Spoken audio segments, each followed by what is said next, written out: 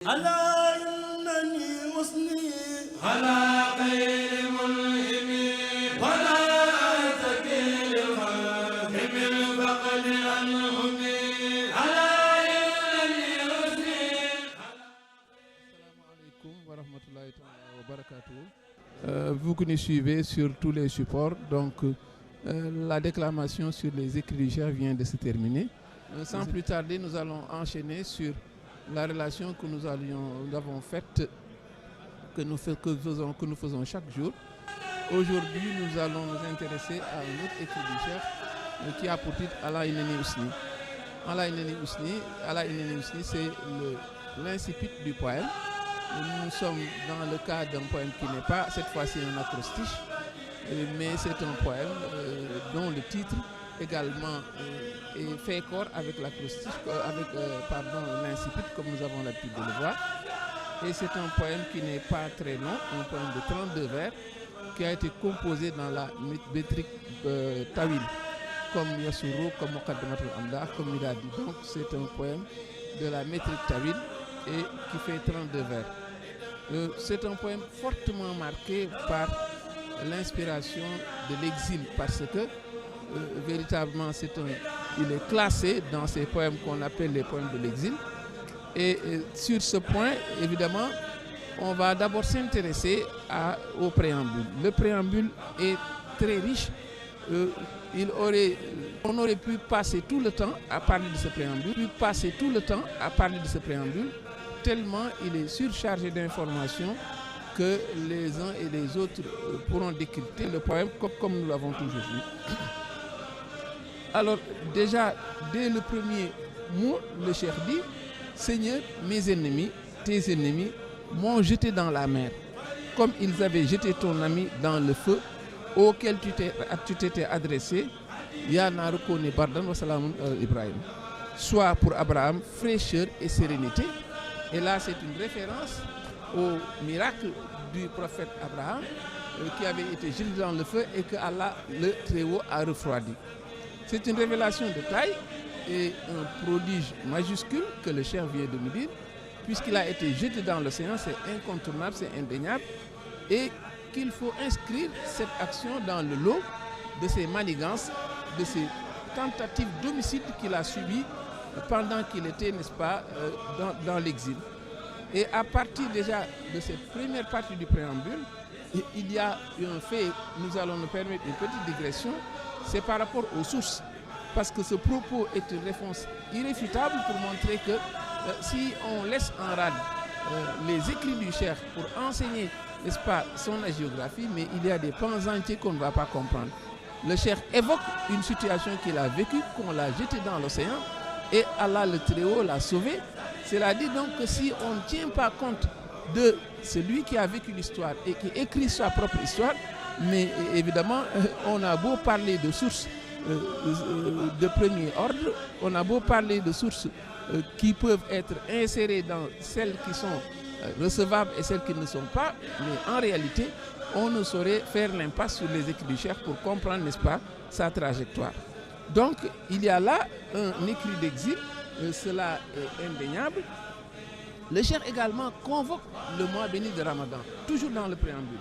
Quand il dit Cheikh Ramadan, le dit, on dit le fait Coran, pour montrer que c'est en ce mois également de Ramadan que le Coran est descendu. C'est également un autre propos qui va également se déteindre dans la suite du poème, puisqu'on va voir que le poème va se clore sur la thématique du Coran.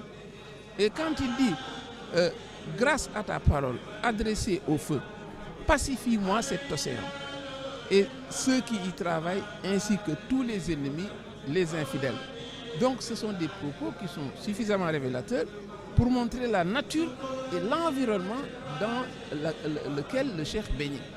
Quand il demande à son Seigneur de pacifier cet océan, de pacifier ces gens, de pacifier ses ennemis, mais cela veut dire qu'il vivait dans un cadre où la chose la plus marquée, mais c'était se débarrasser de lui, parce qu'ils avaient dit il faut l'envoyer dans un lieu où l'agitation causée par ses enseignements va être oubliée au Sénégal.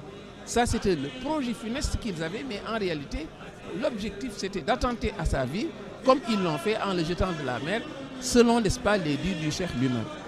Il y a également un autre aspect, le préambule se clôt sur un sentiment qui habite tout exilé, celui, n'est-ce pas, de la nostalgie de retrouver la terre qu'on a quittée. Et c'est pourquoi le cheikh dit, demande à son Seigneur le vœu de retourner. Il a un vœu de retourner, retour qui sera, dit-il, inéluctablement la joie des musulmans. Donc c'est également un préambule qui se clôt par l'évocation des bénéfices charismatiques qui sont en relation avec ce poème. Quand il dit fait en sorte que ce mimien soit une récompense, qu'il soit un bouclier pour le poète ici-bas et dans l'au-delà. Voilà donc un préambule très corsé, très développé, mais déjà qui annonce les thématiques qui seront de mise dans le poème. Alors donc, malgré ce climat sombre, ce climat d'exaction, ce climat de coups tordus, le premier vers du texte est un vers, n'est-ce pas, qui exprime la reconnaissance à Dieu. Le cheikh est quelqu'un qui rend grâce quand il dit Allah innani usni, Allah khayri munhini. Je loue, dit-il, certes le meilleur bienfaisant. Et le poème donc s'ouvre sur le choukr. Quand il dit voilà ashtaki lil khalq fil, quand il dit voilà ashtaki lil khalq min faqdi anhumi. Quand il dit je ne me plains jamais auprès des créatures d'un manque de bien. Le cheikh donc évolue dans une adversité qui est ambiante, mais malgré tout, on va voir que le poème est bâti sur une dynamique d'opposition, parce que n'oublions pas que le combat spirituel au niveau de l'exil, mais c'était un combat d'opposition avec les ennemis de Dieu. Et c'est pourquoi donc il y a un combat spirituel où la complaisance est bannie. Le cheikh est radical, le cheikh, n'est-ce pas, s'oppose farouchement, il n'est pas complaisant par rapport à ceux-là qui sont ses ennemis. Et le voyons au vers 3 quand il dit que c'est une chose, n'est-ce pas, c'est un radicalisme, n'est-ce pas, qui est très prononcé, qui est là devant nous. Nous présenterons donc deux aspects. Il y a une dualité dans le poème. Ce sont toutes les exactions qui sont dirigées contre lui, mais également la riposte du cheikh. Sa riposte, mais c'est de se cramponner à Dieu, de montrer que Allah est son bouclier et il a confiance en lui, quel que soit le caractère carabiné de la situation. Donc ce sont ces deux dualités, ce sont ces deux aspects qui seront surtout de mise dans le poème avant de terminer par la thématique du Coran et la thématique de la louange au prophète. Au vers 3, il dit donc, parle dans la liste de toutes ces exactions qui sont dirigées contre lui. Il dit égaré, quiconque croit qu'à cause de mon exil, je m'abaisserai devant un autre que les riches et les généreux. Au vers 4, c'est à lui que je me présente ma faiblesse. C'est à lui que je présente ma faiblesse, ma pauvreté et l'éloignement. Un poème donc qui est poignant. Et maintenant, le cheikh va égrener maintenant tout ce qui a été dirigé contre lui et contre lesquels il va s'opposer farouchement. Il dit des hommes aveuglés par leur impiété ont voulu m'agresser. Il ajoute des jaloux, victimes de leurs fausses opinions, m'ont maltraité. Il dit quand les haineux m'ont jeté dans l'océan. Quand il dit quiconque cherche à détourner les gens de moi.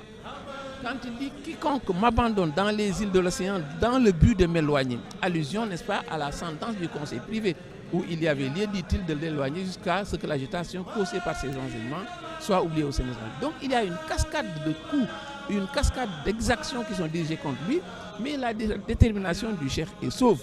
Il dit, comme réponse, je m'engage à demeurer pour toujours le serviteur du prophète. Car, dit-il, le secours d'Allah, n'est-ce pas, n'a jamais fait défaut à son endroit. Il dit, mon Dieu me facilite toute difficulté. Il ajoute, celui qui m'a toujours entouré de bienveillance et ne m'a jamais délaissé. Il dit, je demeurerai le serviteur de celui qui me préserve des causes de regret. Il ajoute, c'est auprès de mon Seigneur que je me réfugie où que je sois. Il ajoute, mon Dieu, je m'engage à demeurer pour toujours le serviteur du prophète. C'est une dualité constante qui est là pour constituer un bouclier par le choukr, par le tawakkul, par le tawhid, mais fidèle à sa tradition d'écriture, le cheikh y convoque d'autres thématiques pour continuer, pour clore. C'est le Coran d'abord. Ce Coran, n'est-ce pas, qu'il a volontairement magnifié dans ce poème, parce qu'il dit, je cherche toujours à lui complaire en conformant mon cœur et mon corps aux enseignements du Coran. Il l'appelle également Kenzu, il l'appelle Nourul Mubinoun, Kanzu qui veut dire trésor, Nourul Mubin qui veut dire lumière jaillissante. Tous ces termes laudatifs dirigés vers le Coran, mais c'est également une chose qui ne nous surprend pas. La thématique du Coran ne peut manquer de s'inviter dans le poème du cheikh, même si c'est un poème engagé où le combat spirituel reste de mise.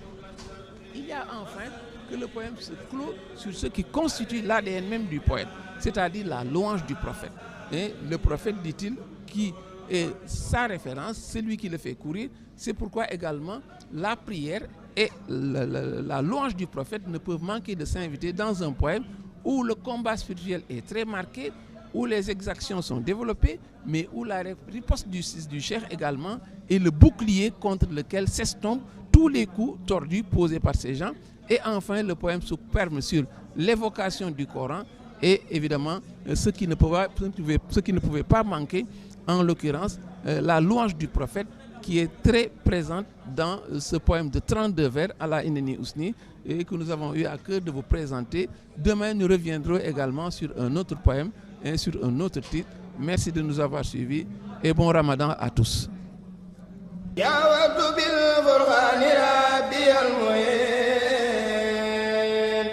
Mala